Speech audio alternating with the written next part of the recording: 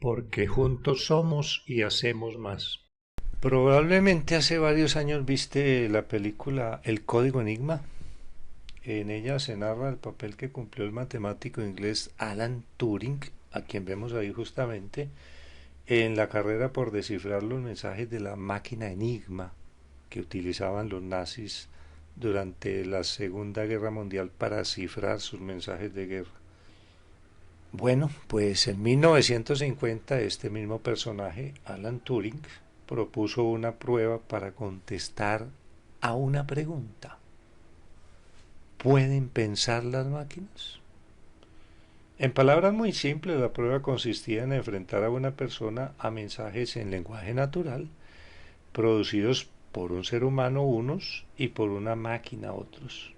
Si la persona no era capaz de identificar cuál de los mensajes era producido por la máquina y cuál por el humano, podría concluirse de acuerdo con esta prueba que la máquina era inteligente. El test de Turing, como se conoce, ha sido un referente para evaluar la posibilidad de que una computadora sea considerada inteligente. ¿Qué tan lejos estamos de que una máquina supere el test de Turing? Creo que para contestarlo podríamos usar a ChatGPT, esta herramienta que es justamente la que está tan de moda, para ver cómo nos contesta a las preguntas que le hagamos, de manera que podríamos verificar si es distinguible la forma en que ella nos contesta de cómo contestaría un ser humano. Yo le he hecho ya varias preguntas, por ejemplo, alguna de física. Le hice una pregunta de física y ChatGPT me contestó. Le pregunté, resuelve el siguiente problema de física explicando como un profesor. Y le di el problema. Un auto viaja a 70 kilómetros por hora durante 2 horas y media. ¿Qué distancia recorre en ese tiempo? Y me contesta como un profesor. Bienvenidos estudiantes. Hoy resolveremos un problema de física relacionado con la velocidad y la distancia recorrida por un auto. Para resolver este problema debemos recordar que la fórmula para calcular la distancia recorrida es, y nos la da.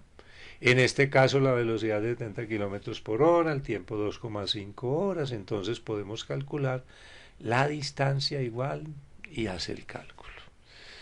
Como ven, fácilmente esta redacción podría ser hecha por un ser humano, no por una máquina, de manera que es prácticamente imposible distinguir lo uno de lo otro.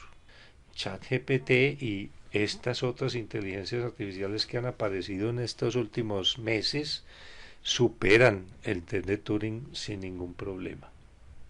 Aquí tenemos pues el concepto de inteligencia artificial en su acepción más simple.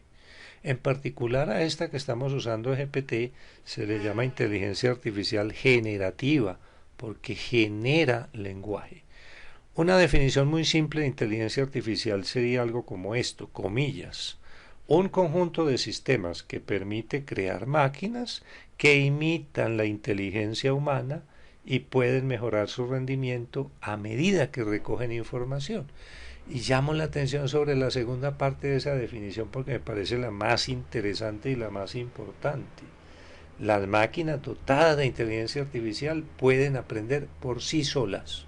Eso es lo que se llama aprendizaje automático y es lo que las hace tan potentes. El concepto de inteligencia artificial, justo pues en estos días, ha alcanzado de repente un papel realmente preponderante en la cultura y en la sociedad. Esta mañana escuché, no lo he verificado, que Italia prohibió el uso de GPT-4. Hace 3 días, varias personalidades elevaron públicamente esta carta abierta. Nosotros hacemos un llamado a todos los laboratorios de inteligencia artificial para pausar inmediatamente por al menos 6 meses el entrenamiento de los sistemas de inteligencia artificial más poderosos que GPT-4.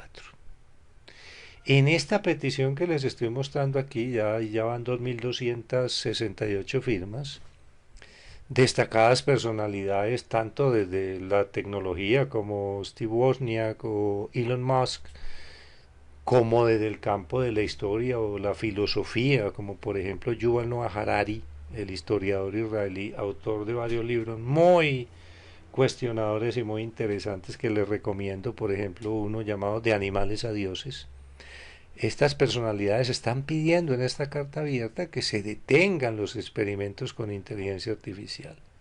Y miren su argumento, comillas, la inteligencia artificial avanzada podría representar un cambio profundo en la historia de la vida en la Tierra y debería planificarse y gestionarse con el cuidado y los recursos adecuados. Y más adelante expresan su preocupación, comillas.